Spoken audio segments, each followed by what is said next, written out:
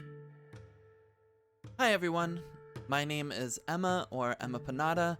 I use they, she pronouns, and I'm the creator and lead developer of All the Witches. Welcome back to our progress report series, where I give you insights into the game design and world of All the Witches. In our previous videos, we've talked about the dice system that is utilized for the game, how skills, attributes, and the fatigue grid work, the three heritages and the discordance chart, and most recently, the various magical disciplines that your witches can study from. In this episode, however, we're taking a break from the game design conversations to talk about the world of All the Witches. So sit back, relax, and listen to a tale long forgotten in the world of Placine. It's said that long before the trees rose and the moon cried, our world moved and breathed. The great giver Eye swam endlessly through the stars, watching the void's many majesties spring to life since the coming of light. However, through the ages, Eye grew tired of seeing the lights shining in the void, but they all felt far too familiar. I then found something new, a small, peculiar orb of flame resting in the dark. I had seen the stars, the celestial lights, and drifting rocks, but nothing that moved like this. They were comforted by its warmth, so I rested beside it and watched in wonder. I watched it flicker and grow until a time came that I had lain there so long that the flame had grown larger than I themselves. As the flame drew closer, I felt its heat and realized how long they had been there. As they became aware once more, they suddenly heard a voice. I, it called. I had not heard their name called before. The life in the void had no voice. They listened closer, trying to learn where the noise came from. I, it called again. I turned, hearing the voice calling from their back, and saw a small creature I had never seen before, a creature of flesh. The creature called out again, now seeing that I noticed it. "Oh great Eye, please, it is far too hot this close to the flame. Can you move further away?" Eye's curiosity was piqued by this creature, much like its curiosity had been piqued by the flame. So they swam through the stars until they were far away from its warmth. The creature called out again, I! And so I stopped and turned. "Oh great Eye," it called from their back. "It is now far too cold from the warmth of flame, and I cannot bear it. Please, return to the flame, but do not approach too closely, lest I will perish." Ever curious, I did as they were asked, and found a position in the void that agreed with the creature. They then heard its voice call out once more. I! Thank you for your kindness, but now I am hungry and I am thirsty, and need nourishment. This confused I, as they had never needed nourishment before. First, I took pieces of themselves and created the oceans, but the creature could not drink it, saying it couldn't quench its thirst. I took more pieces of themselves, and then created a purer water that would flow from the ridges in their back, and created clouds that would drop it from above, and this satisfied the creature. The creature then asked for food that would ease its hunger, and again I was confused. I made the trees and bushes and rocks that reminded them of the rocks they saw in the void, but the creature said those things weren't food. Then I made the trees and bushes, created wonders of all kinds, and these wonders satisfied the creature. For a time, the creature was happy. I eventually gave it the name Hara, but time passed for it differently than time passed for I. I was ageless, But as they watched Hara, they saw them grow old, and eventually they moved no more. I had taken from themselves to create the ground, the sky, the waters, and the vegetation to appease this wondrous creature that appeared on their back suddenly. But now it was gone. I took its lifeless form and placed it somewhere special upon their back, and laid in the void, alone and without purpose. Eventually, I returned to the ball of fire, as its warmth had once provided comfort to them. As they rested there beside it, seeing how large it had gotten since they were last so close, they heard a voice. "Oh, great eye, what troubles you so?"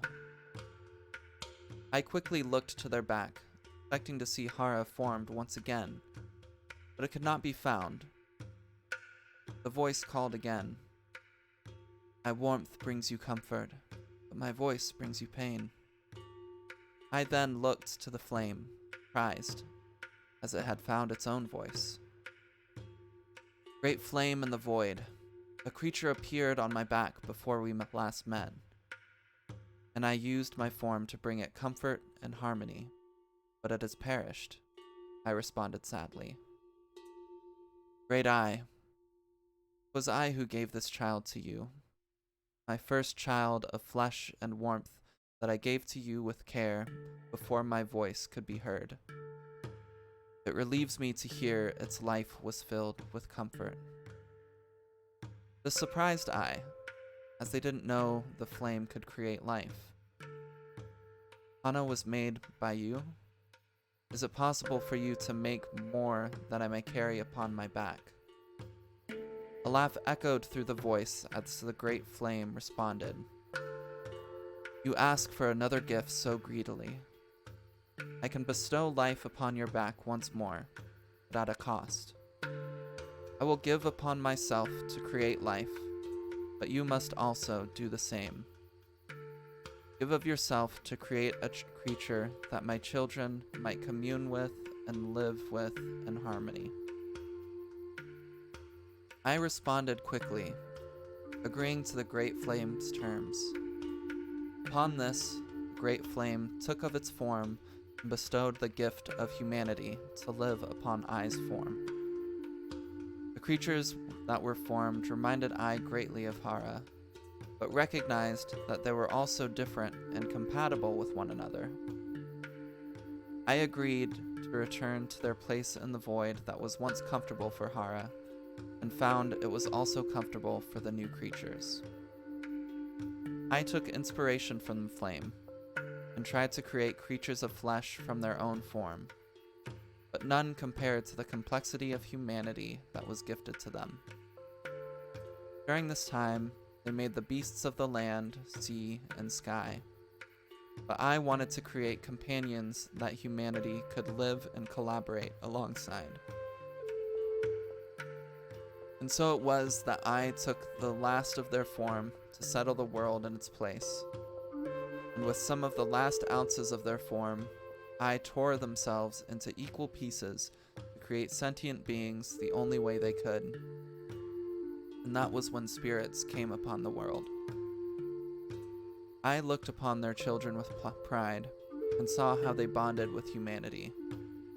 With the last bits of power and influence, I created the moon. Since that time, humanity and the spirits have lived together in harmony and peace, collaborating to care for one another's needs and desires. They found comfort in one another, and the great flame watches in pride during the day, and at night the great eye of Ai watches from the comfort and familiarity of the void. They have long since forgotten the love of Ai and the great flame, and have instead created rumors and myths to explain their origins and the wonders around them. Over time, however, the void grew jealous of Ai and the flame's great creation. The void was insulted that it could not provide wonders enough for Ai, and now the void has rested its presence on the world. corrupting and creating chaos where there was once only life and beauty. I and the Great Flame are powerless to intercede in the discord that is affecting their children, but their children are strong and grown. Some of them studied the void, and from it extracted the power to create and manifest magical energy. They used these studies to find ways to counter the void, and this knowledge spawned the first witches, who then traveled the world to teach others their ways and counter the discordance that the void brought to the world. In all the witches, the world is full with various creatures and kingdoms. However, in the book, we will be providing tables with 3 deeply fleshed out regions that you can start your games in and explore to your heart's desire. After spending some time there, if the GM wants to take you on adventures outside of these regions, they can imagine and create pieces of this world that are unique to your home games. But allow me to take a moment to give you a sneak peek of the 3 regions that will be accompanying all the witches. The first is called the Golden Islands, a nation known for its trading ports where merchants from all corners of the world come to trade goods and services. With its beautiful scattered islands, many consider this to be a nation of paradise with crystal clear waters, sandy beaches, and bountiful resources. They're truly the envy of other places in the world. Despite its economic and natural prosperity, it is not without its conflict, as 2 major factions, the United Islands of Sunder and the Darkhammer Marines, are locked in a bitter civil war. While both communities hold love for their homeland, their customs and ideologies could not be more different, as the United Islands of Sunder are known for their piracy and active lifestyles. The Darkhammer Marines are incredibly disciplined and uniform in their purpose. Next, Tane is a region known for the calamity that was brought upon it. More than a millennia ago, before the Great Spirits were truly understood, a group of humans hunted and killed a Great Spirit that found its home in this land. Since its death, the land and water have been poisoned, and those who live here have to endure great hardship in order to survive. Every year, witches from the region gather together to perform a ritual to bless the water so that it becomes usable for a time. Life is difficult for those who live here, but they have become experts in botany and respecting the land. They will often travel to other regions to share their knowledge and talents in exchange for food and resources. Because of this, they have maintained strong relationships with their neighbors whom they rely on a great deal. The last region is Kalinis, a small nation with a big impact on the world at large. Settled long ago by a diverse array of peoples, its earliest history is shrouded in myth and legend. Ancient monuments of mysterious origin dot the landscape. These structures are considered sacred and, until somewhat recently, the site of the most important ceremonies and festivals. A passion for knowledge underscores Kalinis' approach to the magical schools in which they specialize. Coupled with their mastery of elemental, enchantment, and transmutation magics, the drive for knowledge in this society led to their development of steam technology. Initially, this technology seemed a blessing. Steam ships and trains allowed for travel further and faster than ever before. And factories powered by steam engines raced to meet the growing demand for seemingly wondrous devices. People and goods flow in and out of Port Plenty, and at an unprecedented rate, the city and its influence growing with each passing year. We'll reveal more information about these regions with the Kickstarter. Thank you so much for joining us on this adventure. Please join me next week when we talk about combat and social encounters. If you would like to follow our progress outside of these videos, you can follow us at allthewitches_ on Twitter. The link is in the description. Bye, and we'll see you next time.